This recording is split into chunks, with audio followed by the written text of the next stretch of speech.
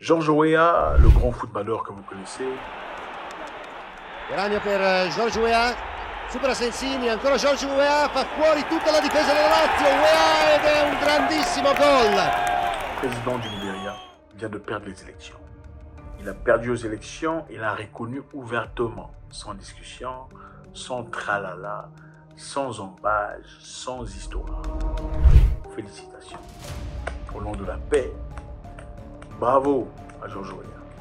George Weah, beaucoup d'élégance, de classe. Évidemment, on ne peut pas passer sans le mentionner.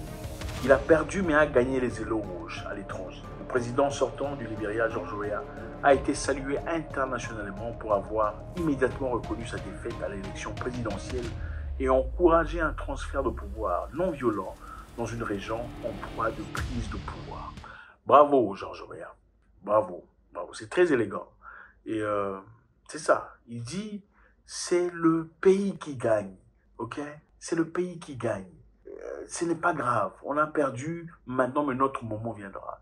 Ça fait du bien de voir. C'est rafraîchissant.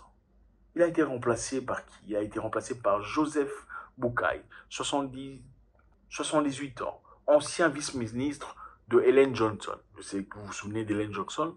Pour ceux qui ne s'en souviennent pas, Ellen Johnson, c'est la première présidente noire. Okay. Première présidente femme noire. Femme très intelligente qui a pu faire ce qu'elle avait à faire avant Madame de la Tanzanie et tout le bazar. Donc le monsieur qui était vice-président de Ellen Johnson est devenu président maintenant à la place de George Weah. Et George Weah n'a pas fait du bruit. Et curieusement, les amis, laissez-moi vous dire, Joseph Boakai l'a remporté à 50,64% contre 49,36%. Il n'y a pas de grande différence du tout. Boakai Joseph, du parti UP. Voix obtenues 814 212, soit 50,89%. Weah George, du parti CDC. Voix obtenues 785 778, soit 49,11%. Beaucoup de pays ici, les gens vont se battre. Ce sera la guerre. 50% à 49%. On dira, ah non, vous avez triché, n'est-ce pas?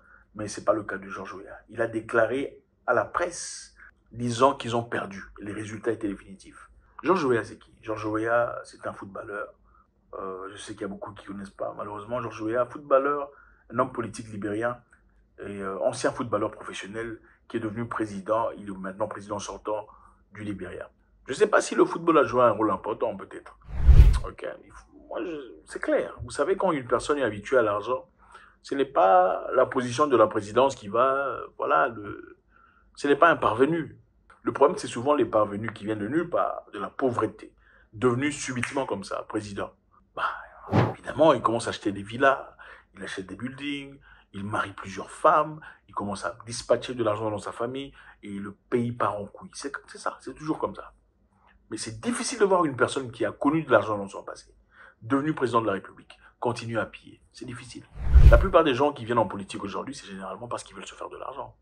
Ah oui, ils veulent s'enrichir, illicitement, explicitement. Mais pour une personne qui a déjà connu de l'argent, j'estime, peut-être pas à 100%, mais un grand pourcentage de ces personnes n'ont rien à envier à un président. Autant il y a l'autorité, tout le bazar, en tout cas sur le plan monétaire, il n'y a pas beaucoup à envier, parce qu'il n'y a rien de nouveau, en tout cas pas grand-chose en cette position de président. Même si on avait comparé à la personne qui n'avait absolument rien, c'est la nuit et le jour. Et moi je pense que pour les politiques et les positions de président, je pense qu'il serait essentiel de viser des gens qui ont déjà de l'argent.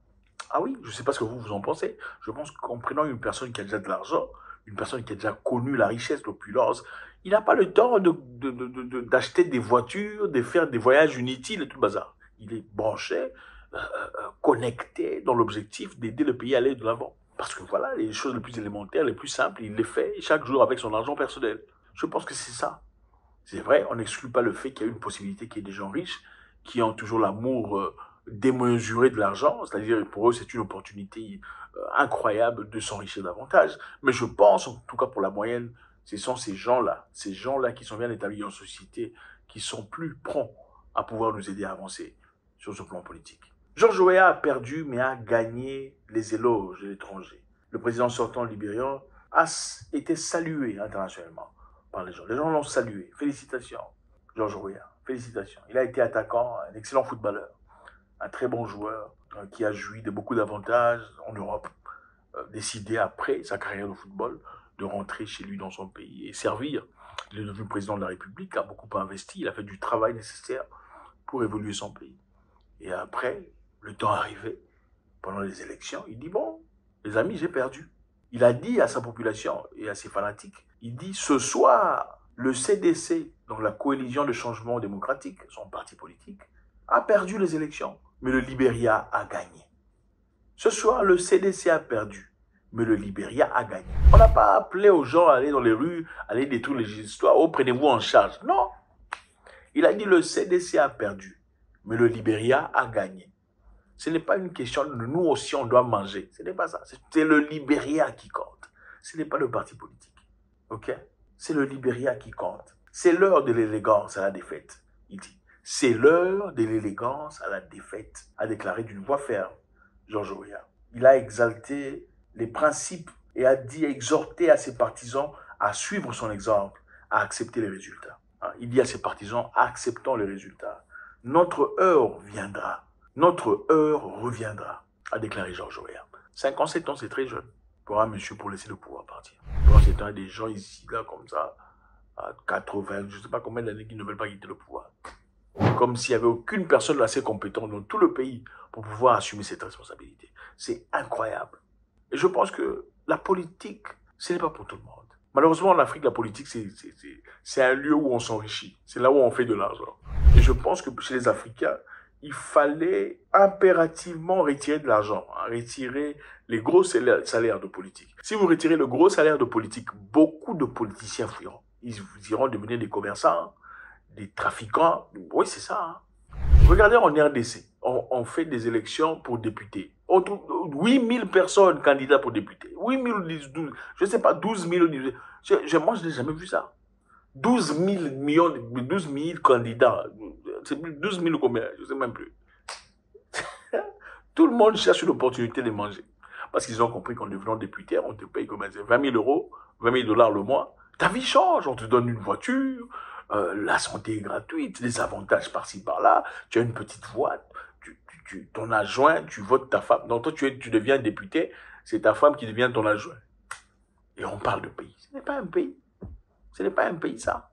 Et l'esprit tribal, l'esprit ethnique, l'esprit, au lieu de favoriser l'intérêt général, comme on l'a fait ici clairement, avec George Weah, ok? Le parti a perdu, mais le Libéria a gagné. Et son opposant, le monsieur qui vient de gagner la présidence, n'a pas fait de bruit. Il n'a pas fait de commentaires par rapport à ça, parce qu'il y a une sainteté d'esprit.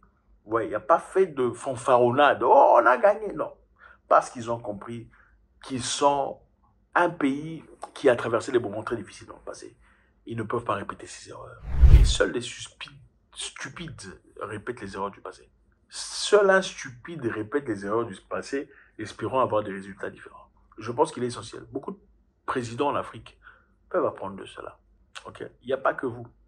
Il y a une grande population, des gens assez compétentes, qui peuvent assumer ces responsabilités. Et je pense que c'est à partir de là, quand l'Africain saura comment laisser partir le pouvoir, laisser partir, accorder l'opportunité à une autre personne de travail. C'est ça. Et ce ne sont pas seulement les présidents. Okay? Regardez dans toutes les activités du monde. Quand vous voyez d'une personne faire exactement ce que vous faites, il devient votre... Pourquoi? Pourquoi il devient votre ennemi immédiatement? Au lieu de vous mettre ensemble pour essayer de formuler une stratégie sur comment travailler ensemble et gagner ensemble. Mais vous en faites immédiatement un ennemi. Ah, lui d'ailleurs, il apporte des faux. Ça me dépasse. Ça me dépasse. Avez-vous déjà vu un politicien africain démissionner? Oh, on l'a attrapé avec une femme, il a démissionné. Jamais. Même la honte, il n'y a pas de honte. Ils ont, le système de la honte, là, le fil s'est déjà cassé. Et pourtant, un humain qui n'a pas de honte n'est pas pire qu'un animal. Il n'est pas différent du tout.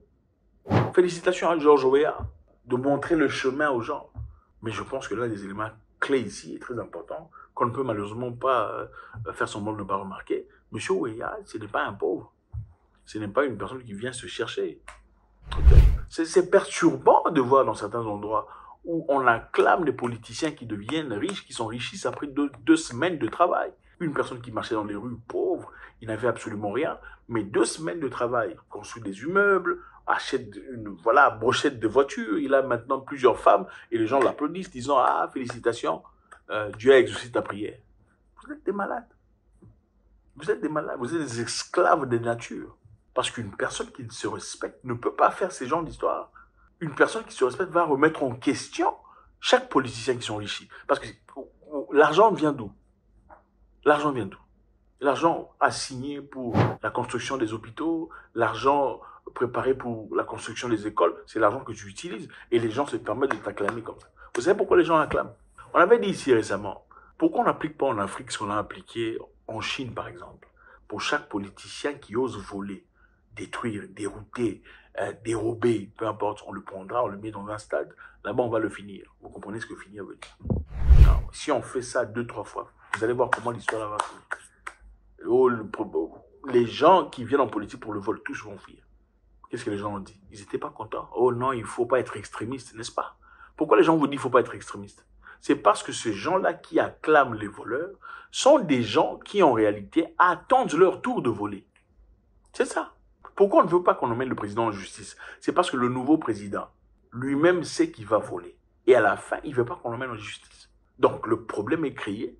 On peut s'en plaindre autant qu'on veut. La réalité est que beaucoup d'Africains sont corrompus. Ce sont des gens qui n'ont pas de moralité.